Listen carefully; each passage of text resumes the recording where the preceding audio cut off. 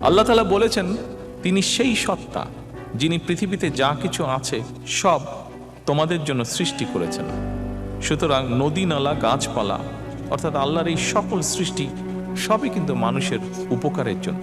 যে আমরা 5 বছরে নতুন করে 25 কোটি গাছ রোপণের কর্মসূচি নিয়েছি।